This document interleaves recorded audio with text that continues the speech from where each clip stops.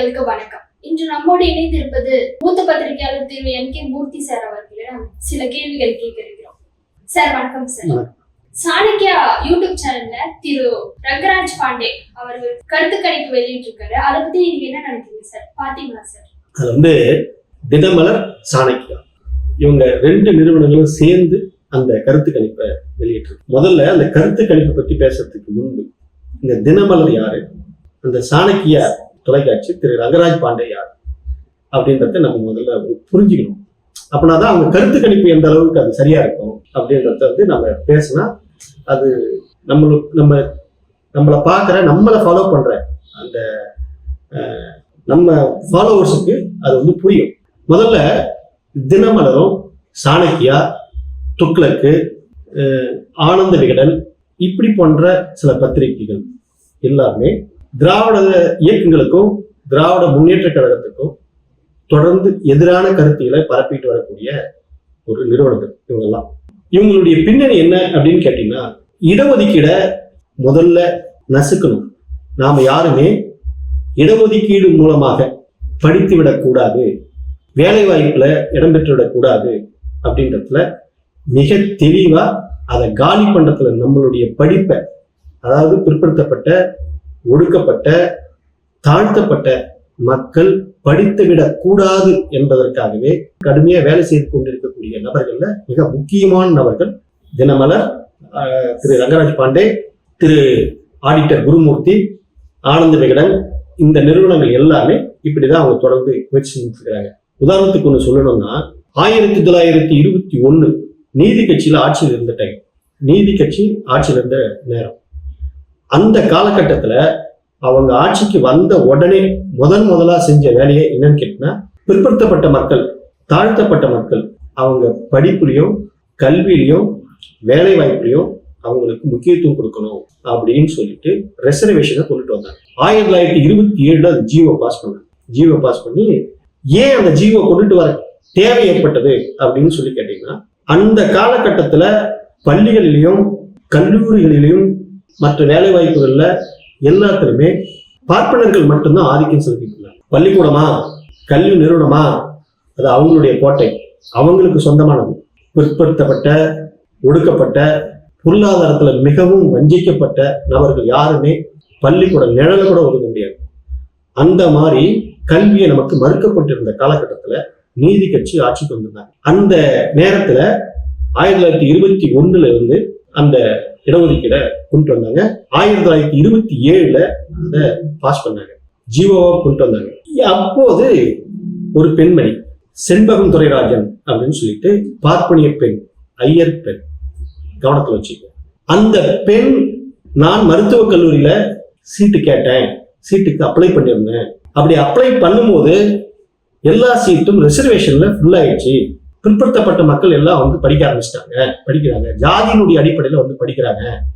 அதனால ஜாதியினுடைய பெயரை சொல்லி எனக்கு சீட்டு மறுக்கப்பட்டது அப்படின்னு சென்னை மாகாண உயர்நீதிமன்றத்துல ஒரு வழக்கு பதிவு பண்றாங்க. அந்த வழக்கு அடிப்படையில அந்த அம்மாவுக்கு ஃபேவரா நீதிமன்றம் தீர்ப்பு சொல்லி இடஒதுக்கீடை ரத்து பண்ணிட்டாங்க 1950. அதை சென்னை மாகாண அரசு உச்ச நீதிமன்றத்துல அந்த வழக்கை கொண்டு போனாங்க. ஆனா உச்ச நீதிமன்றமும் என்ன பண்ணிடுச்சுன்னா, அந்த பெண்மணிக்கு சாதகமாக தான் தீர்ப்பு. அப்ப நம்ம ஆட்கள் படிக்கிறத அத்தனையுமே முடக்கிட்டாங்க. திரும்ப தந்தை பெரியார், பேரறிஞர் அண்ணா 1950 மிக கடுமையான ஒரு போராட்டத்தை கையில் எடுத்தாங்க. போராட்டத்தை கையில் எடுத்த பின்னாடி நாடாளுமன்றத்துல அப்போதைய பிரதமர் ஜவஹர்லால் நேரு அவர்கள் இந்த அமெண்ட்மெண்ட்டை திரும்ப கொண்டு வந்து இடஒதுக்கீடை கொண்டு வந்தாங்க, பாஸ் பண்ணாங்க. 1951 அது சட்டமா நிறைவேற்றப்பட்டது. அதாவது சுதந்திரம் அடைந்த முதல் அரசியலமைப்பு சட்ட திருத்தம் என்பது இடஒதுக்கீடு சம்பந்தமான சட்டம் தான். அதுக்காக தான் இதை மிக முக்கியமா அழுத்தி சொல்றேன். இப்ப மீண்டும் இந்த இதுக்கு வருவோம். இதனுடைய பின்னணி, இவர்கள் எல்லோருமே அந்த செண்பகம் துரைராஜ் என்ற அந்த ஐயர் பெண்ணா இருக்கட்டும், அந்த பெண்மணிக்கு ஆஜரான வழக்கறிஞர்கள் பார்ப்பனர்கள், நீதிபதிகள் பார்ப்பனர்கள், உச்ச நீதிமன்ற நீதிபதிகள் பார்ப்பனர்கள், இவர்கள் எல்லோருமே ஒன்றாக சேர்ந்து நாம படிக்க விடக்கூடாது அப்படின்ற போது இருந்தே சதித்திட்டங்களை செஞ்சுக்கிட்டு இருந்தாங்க. இன்னும் ஒரு ஆச்சரியமான கேள்வியால, அந்த செண்பகம் துரைராஜ் மருத்துவ படிப்புக்கு அப்ளையே பண்ணல. ஆனா நான் மருத்துவ படிப்புக்கு அப்ளை பண்ணன்னு சதி திட்டம் அன்னைக்கு ஒரு வேலைகளை செஞ்சிருக்காங்க. இதெல்லாம் வரலாறு, நம்ம சொல்றது பூரா வரலாறு. இப்படி தொடர்ந்து வரலாறுல இந்த பார்ப்பனர்கள் முழுக்க முழுக்க முழுக்க சதி திட்டங்களை செய்து கொண்டே இருக்கிறார்கள். அதுல ஒரு சதிதான் இப்போது தினமலரும் திரு ரங்கராஜ் பாண்டே சாணக்கியாவும் இணைந்து நடத்திய கருத்து கணிப்பு அப்படின்ற போர்வில நாட்டுல சட்டம் ஒழுங்கு மோசமா போயிடுச்சு. எல்லா மக்கள் ஆதரவு பூரா அப்படியே அதிமுகவுக்கு மிகப்பெரிய பிரம்மாண்டமான ஆதரவு இருக்குது. அதிமுக பாரதிய ஜனதா கூட்டணிக்கு செல்வாக்கு உயர்ந்து போச்சு அப்படின்னு சொல்ற அந்த கருத்து கணிப்பு மோசடியும். அது மிகப்பெரிய மோசடி. மக்களை இப்பயே டைவர்ட் பண்ணி அப்படி ஐயோ சின்ன பிள்ளைகள் இப்ப உங்களை மாதிரி இருக்கக்கூடிய அந்த யங்ஸ்டர் எல்லாம் ஐயோ அதிமுக தான் ஆட்சிக்கு வர மாட்டேன் இருக்குது அப்படின்ற மாதிரியான ஒரு டைவர்ஷனை கொண்டுட்டு போறதுக்கான ஒரு சூழல் ஒண்ணு. இரண்டாவது, இதுல நீங்க பாத்தீங்கன்னா 3821 பேர் அவர்கள் கருத்து கணிப்புக்கு எடுத்துக்கிட்ட எண்ணிக்கை. ஒரு தொகுதியிலேயே 4 லட்சம் 5 லட்சம் வாக்காளர்கள் இருக்கக்கூடிய ஒரு நாட்டுல, ஏறத்தாழ 6 கோடி வாக்காளர்கள் உள்ள ஒரு நாட்டுல, வாக்காளர் பட்டியல் சிறப்பு திருத்தத்துக்கு முன்பு 6,41 லட்சம் அப்படின்னு சொன்னாங்க. அதுல ஒரு 97 லட்சம் பேர் நீக்கிட்டாங்க சொன்னாங்க. அதுக்கு பின்னாடியும் சிறப்பு திருத்தங்கள் கொண்டுட்டு வந்து ஏறத்தாழ சுமார் ஒரு 6 கோடி வாக்காளர்கள் உள்ள ஒரு நாட்டுல, ஒரு மாநிலத்துல வெறும் 3821 பேரை நாங்க கருத்து கணிப்புக்கு எடுத்துக்கிட்டோம். அதுல 17% டோட்டலா சட்டம் ஒழுங்கு கெட்டு போச்சுன்னு சொல்லியும் சூப்பர்னு சொல்லியும் இப்படி பர்சன்டேஜ் 200 பேர் சொல்றான், 150 பேர் சொல்றான். அவன் கருத்து கணிப்புல சொல்ற பர்சன்டேஜ் நான் சொல்றேன்.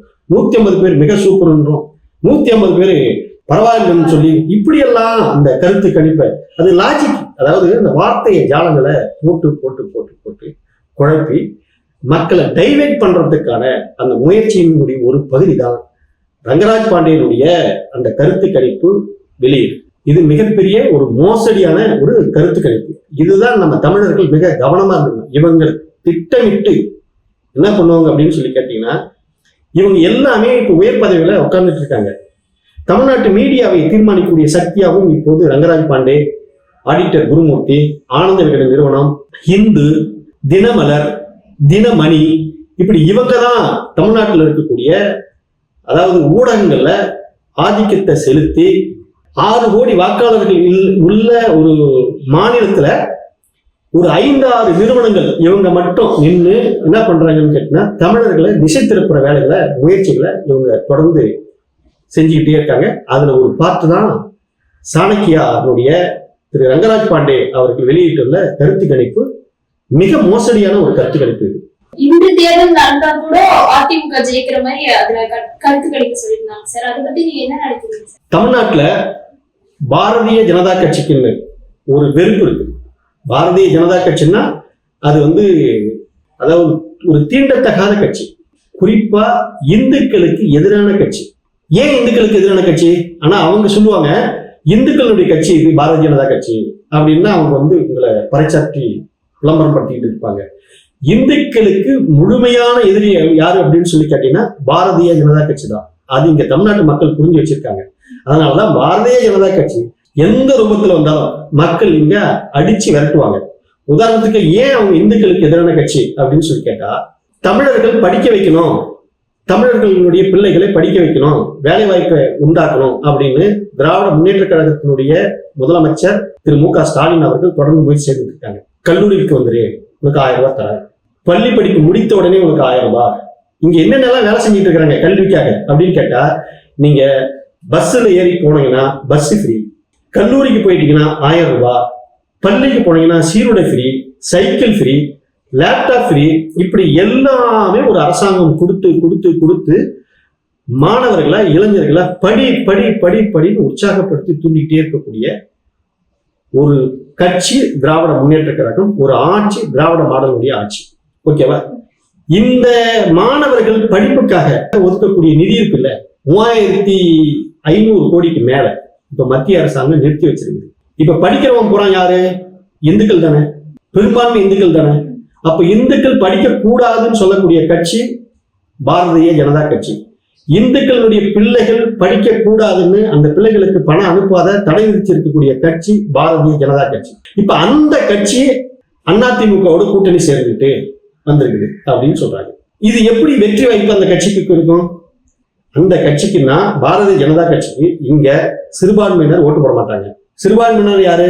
முஸ்லீம்கள், கிறிஸ்தவர்கள், இவங்க ஓட்டு போட மாட்டாங்க. அதுக்கு அடுத்தது இந்துக்கள் ஓட்டு போட மாட்டாங்க. தமிழ்நாட்டில் இருக்கக்கூடிய இந்துக்கள் புரிஞ்சுக்கிட்டவங்க, தெளிவானவங்க, பகுத்தறிவு சிந்தனை கொண்டவங்க, இவங்க பாரதிய ஜனதா கட்சின்னா ஓட்டு போட மாட்டாங்க.